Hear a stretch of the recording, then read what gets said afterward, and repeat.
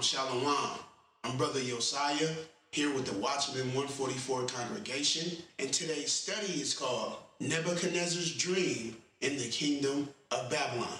We will be breaking down the statue of Nebuchadnezzar and its interpretation thereof. Let's get to it.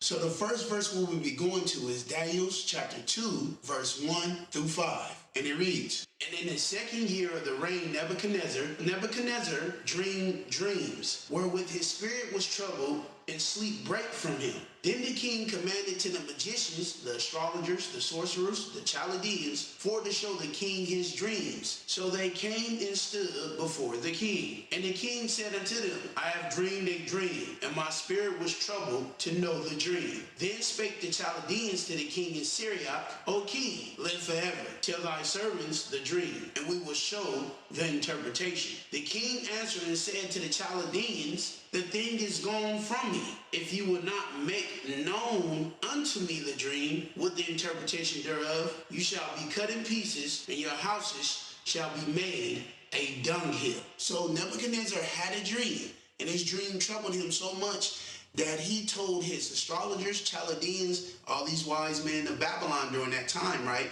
If you don't make me remember the dream and interpret it on top of that, he said, I shall make your house a dunghill. Meaning he was going to kill them, right? So let's get the next verse. So the same chapter, Daniel chapter 2, verse 10 through 16. And it reads, "The Chaldeans answered before the king and said, There is not a man upon the earth that can show the king's matter. Therefore, there is no king, lord, nor ruler that acts such things at any magician, astrologer, or Chaldean. And it is a rare thing that the king requires. There is none other that can show it before the king except the gods, whose dwelling is not with flesh. For this cause the king was angry and very furious, and commanded to destroy all the wise men of Babylon. And a decree went forth that the wise men should be slain. And they sought Daniel and his fellows to be slain. Then Daniel answered with counsel and wisdom to Arioch, the captain of the king's guard, which was gone forth to slay the wise men of Babylon. He answered and said to Arioch, the king's captain, Why is the decree so hasty from the king? Then Arioch made the thing known to Daniel. Then Daniel went in and desired of the king that he would give him time and that he would show the king the interpretation, right? So Nebuchadnezzar is like, look, man, if y'all don't make me remember this dream, interpret this dream for me, right, it's over for you. So the Chaldeans told Nebuchadnezzar, the thing that you asking us to do, no man has done for any king on the earth. So by them saying this, Nebuchadnezzar got real furious, and what he do? He put a hit out, a decree to kill all the wise men of Babylon. The wise men of Babylon also included Daniel and his fellas, was Meshach, Shadrach, and Abednego. So Daniel was like, man, what's all this fuss about? And he's speaking to Arioch, the king's guard. And Arioch tells Daniel to take him to the king, right? So Daniel goes to the king and tell the king, just give me a little bit more time, and I'm going to interpret this dream for you. So let's get to the next verse. Daniel chapter 2, verse 17 to 19. And it reads, Then Daniel went to his house and made the thing known to Hananiah, Mishael, and Azariah, his companions, that they would desire mercies of God of heaven concerning this secret, that Daniel and his fellows should not perish with the rest of the wise men of Babylon. Then was the secret revealed unto Daniel in a night vision. Then Daniel blessed the God of heaven. Daniel prayed to the Most High, and he asked the Most High to reveal. So now Daniel is ready to go in front of the king and make him remember his dream. So Daniel is given the interpretation of the dream, so him and Meshach and Shadrach and Abednego can live on. So they won't be killed with the wise men of Babylon, right? So let's get the next verse. Let's get Daniel chapter 2. We go read verse 24. Then we go jump over and read verse 26. And then we go jump over and read 28 through 30.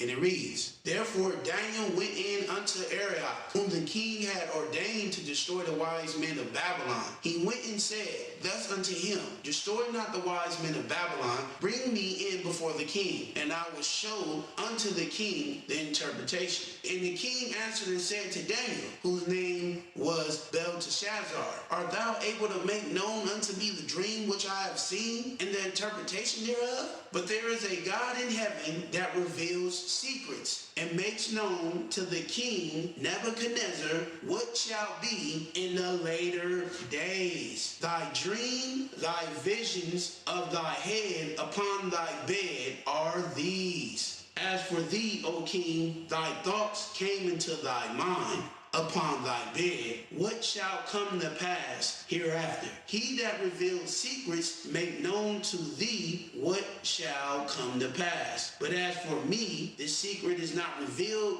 to me for any wisdom that I have more than any living, but for their sakes that shall make known the interpretation to the king, and that thou mightest know the thoughts of thy heart. So right here in the middle of verse 28, Daniel was talking to King Nebuchadnezzar, right? And he's saying, but there is a God in heaven that reveals secrets and make known to the king Nebuchadnezzar what shall be in the later days. Why is he showing King Nebuchadnezzar what shall be in the later days? Now we know physically Nebuchadnezzar is not going to be in the later days. What takes place in the latter days that have something to do with Nebuchadnezzar? So Daniel says in verse 29, As for thee, O king, thy thoughts came into thy mind upon thy bed. Meaning that Nebuchadnezzar was thinking about something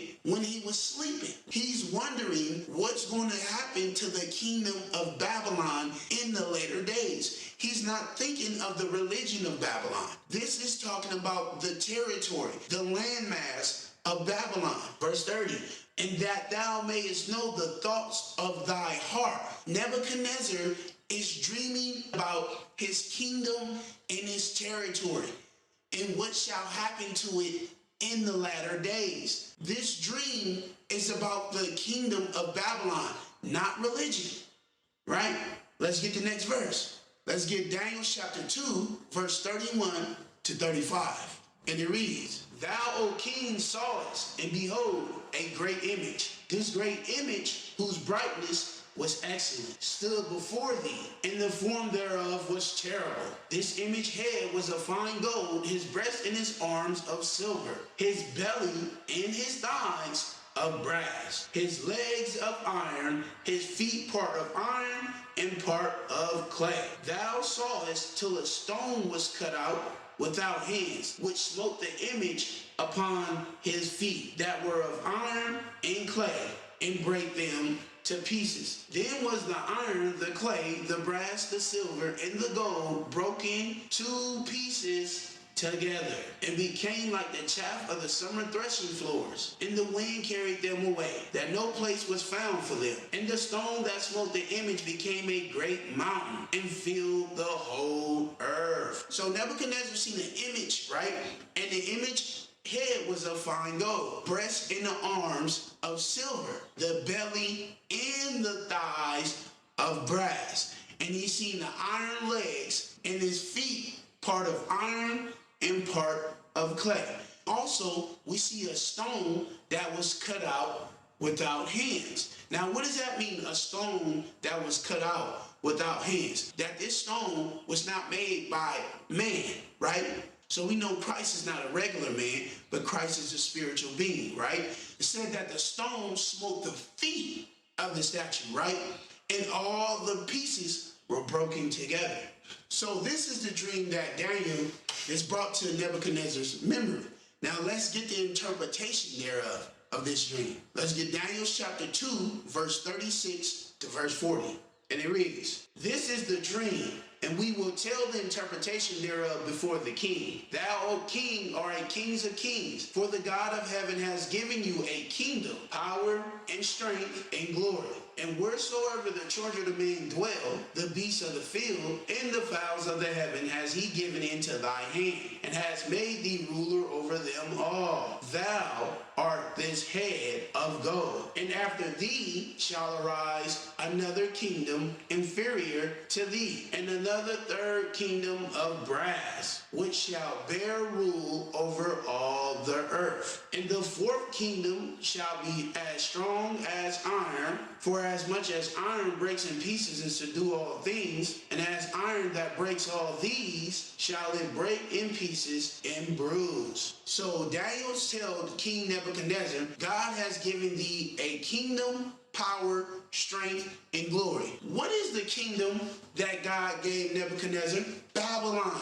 God gave Nebuchadnezzar the kingdom of Babylon, power, strength, and glory. And look where it says in verse 38, and wheresoever the children of men dwell, the beasts of the field and the fowls of the heaven has he given into your hand. So not only did God give Nebuchadnezzar a kingdom, glory, and strength, but he gave him authority and rulership over all the birds and all the people of the earth. So God gave the power of the world to Babylon and its king, right, which was Nebuchadnezzar at that time. So Nebuchadnezzar the second is the head of gold. And it says, after thee, Nebuchadnezzar, shall arise another kingdom inferior to thee. Now, what was the next kingdom that rose after Babylon? It was the Medo-Persian Empire. It rules the same territory that Nebuchadnezzar ruled. Nebuchadnezzar ruled Babylon.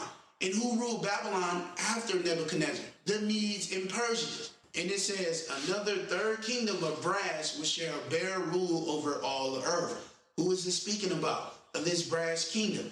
It's talking about the Macedonian Empire that was started by Alexander the Greek and his generals. We know the story of Alexander the Greek. Alexander the Greek came and took over Turkey, Babylon, Central Asia, which was the old Bactrian kingdom, all the way down into Egypt. But when Alexander the Greek died, his 4 generals ruled in his place. So we got the Macedonian Empire as the brass. We got the Medo-Persian Empire as the silver. Well, the one thing that we all missed was all these kings conquered and ruled over Babylon.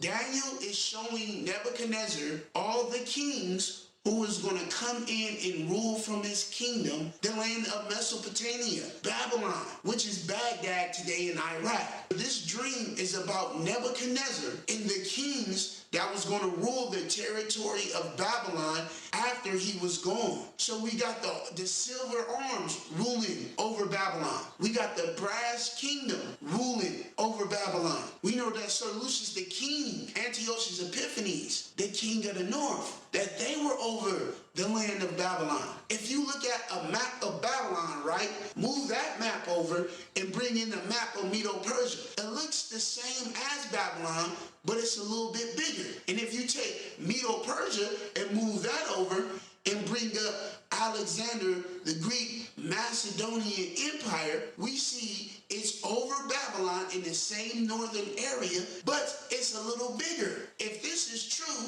then the 4th kingdom has to follow this same exact order. So that means that the 4th kingdom is going to rule from that same area too as well. Look at all the kings of Babylon, Medo-Persia, and Greece. They all fought Egypt as an enemy. Babylon fought Egypt, Medo-Persia fought Egypt, and Alexander the Greek took over Egypt. They all ruled from the same territory. They all ruled the land of Babylon. And then for those folks that think the Iron Legs is Rome, even when you throw the picture of Rome up there in its landmass, it never had the same landmass as all the previous rulers before. This dream is about Nebuchadnezzar in his territory, not the religion of Nebuchadnezzar. This is about the territory, the kingdom of Babylon, and its future rulers. Look at the Assyrian Empire. We can even go far as the Ottomans and see that they ruled that same area. So Daniel's dream is not about the religion of Babylon, because the religion of Babylon was started and spread it out through Nimrod. Nimrod was known for spreading that Babylonian religion. So we know that all these kings ruled over Babylon. So let's get proof. Let's get Jeremiah 25, verse 5 through 7. And it reads, I have made the earth, and the man and the beast that are upon the ground, by my great power, by my stretched out arm, and has given it unto whom it seemed meet unto me. And now have I given all these lands into the hand of Nebuchadnezzar, the king of Babylon, my servant, and the beasts of the field have I given him also to serve. And all nations shall serve him, his son and his son's son, until the very time of his land come. And then many nations and great kings shall serve themselves of him. So God said he has given everything to Nebuchadnezzar, the king of Babylon. And the rulership of this world was given to King Nebuchadnezzar. Now what you're going to have to show me is, show me God giving this same thing to somebody else. Because if he didn't, then that means that power that he gave to Nebuchadnezzar in the beginning is still there in Babylon.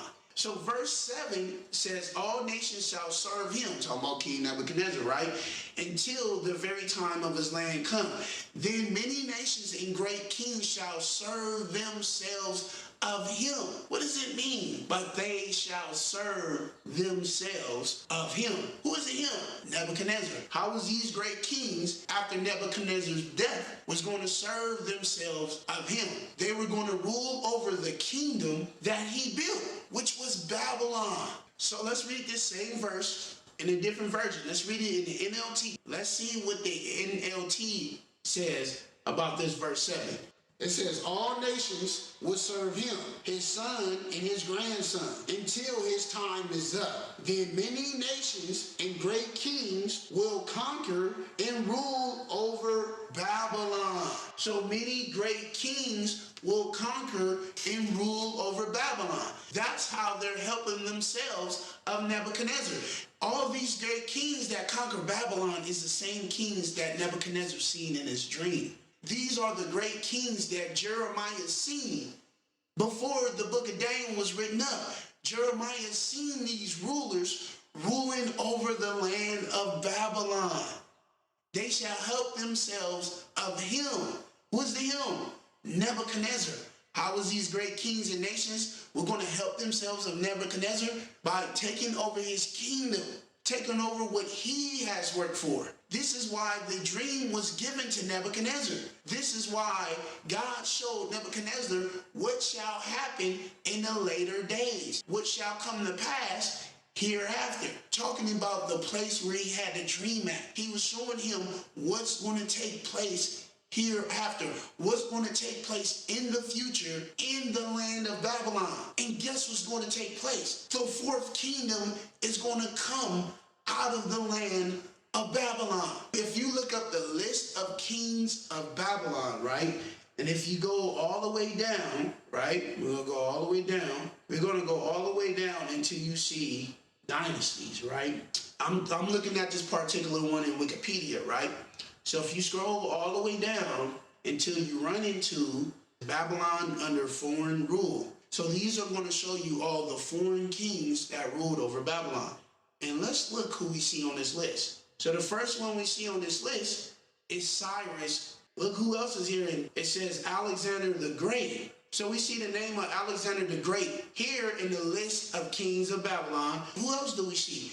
We see Sir Lucius First Nicator under the list of kings of Babylon. These are the kings that rules over Babylon. Now let me show you something in the kings Babylon list. If we go way to the bottom, right? Go way to the bottom. Let's see the last foreign king that was over this land. So the last foreign king that was over this land were Parthian kings. If you notice, we don't see no Roman general or no Roman emperor listed in the list of kings of Babylon. So just to put it out there, Rome is not a part of this dream. I know a lot of you are butthurt about me saying that, but that's not what the scriptures are showing. Because if you look at the map of Rome, if you look at the map of Babylon and all the rulers that that came after Babylon, right?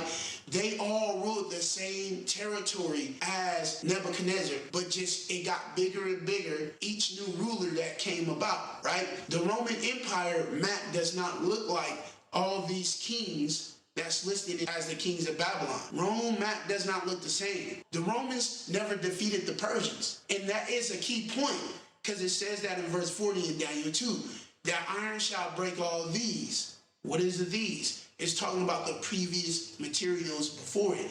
And those materials are empires. Rome did not defeat the Parthian Empire when they had their little scrap. We don't see no Roman emperor there. But we see the same individuals that ruled over the landmass of Babylon. Alexander the Greek, he ruled over Babylon. The Persians, they ruled over Babylon. So what does that mean for the fourth beast? That means that the fourth beast was going to come out or rule over Babylon as well. Let's get the next verse. Let's get 2 Chronicles chapter 36, verse 23. And it reads, Thus says Cyrus, king of Persia, all the kingdoms of the earth has the Lord God of heaven given me, and has charged me to build him a house in Jerusalem, which is in Judah. Who is there among you of all his people? The Lord his God be with him, and let him go. So Cyrus is claiming that God has given him all the kingdoms of the earth. Well, who did he do that to before Cyrus? He did that with Nebuchadnezzar. God gave the kingdom of the world to those nations of the northern area. So we know that Cyrus was given power over the whole world. The reason why that power was given unto Cyrus, because Cyrus was the next king to rule over Babylon. Because that power of ruling the whole world is in Babylon. Because the statue is about Babylon and its territory. The statue is about the kingdom of Nebuchadnezzar and the future rulers that was going to rule over his territory, right? So let's get back to the statue of Daniel. Let's get Daniel chapter 2, verse 41 to 43. And it reads, Whereas thou sawest the feet and toes, part of potter's clay and part of iron, the kingdom shall be divided. There shall be in it the strength of iron, for as much as thou sawest the iron mixed with murky clay. And as for the toes of the feet were part of iron and part of clay, so the kingdom shall be partly strong and partly broken. And whereas thou sawest iron mixed with murky clay, they shall mingle themselves with the seed of man, but they shall not cleave to one another, even as iron is not mixed with clay. So Nebuchadnezzar is seeing the fourth kingdom coming from his territory. And Daniel was telling him that this particular kingdom was going to be divided. This is why we got the legs, you know what I'm saying, of iron. This is why we got the 2 feet, because the kingdom of Babylon was going to be divided. Where did it divide at? Right? It divided at the thighs. The brass represents for the Macedonian Empire, right? If the thighs is of brass, right, and it's 2 thighs, and those 2 thighs have to represent for the kings of the north and the kings of the south. Now, this is why we have a Daniel chapter 11 detailed history on the Macedonian kings of the north and the south. Why is it calling the fourth kingdom iron? Because if you look at iron, iron breaks brass, silver, and gold. Iron breaks all materials. So obviously, iron is talking about military might. This fourth kingdom was going to be as iron that strikes and hits and breaks everything. So this has to be talking about military. It has to be talking about the military might of the fourth kingdom. Now, what does the clay stand for? Clay stands for weakness. Clay doesn't hold well. It's not strong. It can't break nothing. The kingdom is divided into 2. The children, the seed of the kingdom is not going to cleave to one another, because the kingdom is not going to cleave to one another. Now, these 2 kingdoms don't get along. Then the children that they made with the seed of man, they don't get along.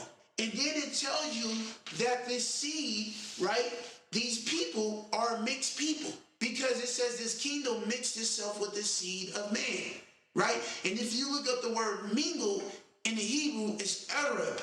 Arab, it means mixed people, mixed multitude, or a mixture. And the second form of that word is Arabia. We know that Arabia means mixed and mingled people. And if we read verse 40, and at the bottom it says, and as iron that breaks all these, shall it breaks in pieces and bruise. So this iron kingdom was going to break the previous kingdoms before it. It was going to war with the previous kingdoms. This is why when you see Revelations chapter 13 and 2, and it speaks about the fourth beast, it said it has a body like a leopard, feet as a bear, and a mouth of the lion. The lion is Babylon. The leopard is Babylon. Medo-Persia is Babylon. They all rule from the Babylonian territory. This fourth beast is going to consume the three previous beasts before it. This is why in Revelations 13 and 2, you see the mixture body part of the fourth beast. It's not a new animal. It's a conglomerate of the previous nations before it. As iron that breaks all these. What's the these? The gold, the silver, and the brass. Iron is going to break all those. But this fourth kingdom was going to be a divided kingdom. And the dividing of this kingdom happened through Alexander the Greek and his generals. So we got the head of gold, that's Nebuchadnezzar. We got the silver arms as Medo-Persia. We got the belly as Alexander the Greek. And we got the brass thighs as Ptolemy and Seleucus, the kings of the north and south. Now, who are the iron legs and the feet? If the thighs is the kings of the north and south, which is the Ptolemy and Seleucus, so the iron legs is coming out of the territories of Ptolemy and Seleucus. This end-time Antichrist, or this end-time fourth kingdom, was going to come out of the territory of Seleucus, right? Just to give y'all some proof. Let's go to Daniel 8 and 8, and it reads, therefore the he-goat waxed very great, and when he was strong, the great horn was broken, and for it came up four notable ones towards the four winds of heaven. And out of one of them came forth a little horn, which waxed exceedingly great towards the south, towards the east, towards the pleasant land. Now the he-goat is Alexander the Greek. It says after he died, four came up. And then it says out of one of them came forth the little horn. Now most people would say, oh, this is talking about Antiochus Epiphanes. If you go look on my channel, I actually prove that this is not talking about Antiochus Epiphanes. And this little horn that it speaks of is the same little horn in Daniel 7. Let's get another verse. Let's get some more proof. Let's get Daniel's 11 and 36. And it reads, and the king shall do according to his will, and he shall exalt himself and magnify himself above every god, and shall speak marvelous things against the God of gods, and shall prosper till the indignation be accomplished, for that is determined shall be done. Neither shall he regard the God of his fathers, nor the desire of women, nor regard any god, for he shall magnify himself above all. This is not Antiochus Epiphanes. It says, neither shall he regard the God of his fathers. So this guy wasn't going to regard the God of his ancestors. Antiochus Epiphanes regarded the Grecian gods. So this can't be him. This is actually the little horn, the Antichrist. Well, why is the Antichrist being spoke of in a chapter where it speaks about the kings of the north and the kings of the south? Because he is the future king of the north. Let's read verse 40. And at the time of the end shall the king of the south push at him, and the king of the north shall come against him like a whirlwind with chariots, with horsemen, with many ships, and he shall enter into the countries and shall overflow and pass over. Wow, verse 40 says, at the time of the end shall the king of the south push at the king of the north. That means during the end times, there were going to be a war between the king of the north and the king of the south. Well, wait, the fourth kingdom is supposed to be divided. And it says they shall not cleave to one another. So could it be the one foot, the Antichrist, is the king of the north, and the other foot is the king of the south? Who was the main two nations that spoiled Israel? It was Egypt and Assyria. Now the iron legs had to be talking about the time of the caliphate. If you look at the map of the Fatima Caliphate, it ruled from Egypt. And if you look at the Rashadun, which is the empire to the north, not only did it conquer Persia from Nebuchadnezzar to Alexander the Greek, It was always one man that ruled the world, that had power. But then when you get to the Macedonian Empire, you got two kings ruling the world. You got the king of the north, Seleucus, and you got Ptolemy, king of the south. Now, if you look at the statue, it just stretches out from then, and now we get the toes. So the division comes from Alexander the Greek and his generals. This is why they shall not cleave to one another, because that fourth kingdom kind of took on the spirit of the kings of the north. And we know the spirit between the kings of the north, they're going to be in constant struggle, constant battle with each other, right? So this is the foot, the interpretation of the legs and the feet. The iron legs is the caliphate, right, of the Muslim empire, and then the feet is the Sunni and Shiite end time empire.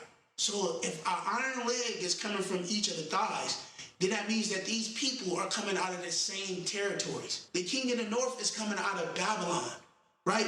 This whole Daniel statue is about Babylon. Let's get the next verse. Let's get Daniel chapter 2, verse 44 to 45.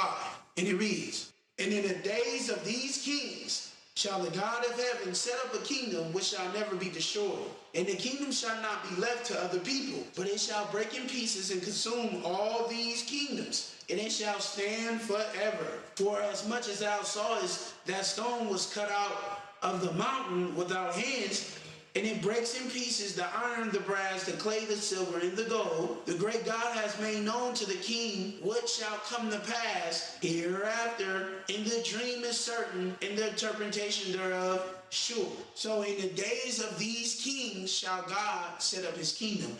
Now, if the feet is the Roman Empire, then why didn't God come back during the time of the Roman Empire?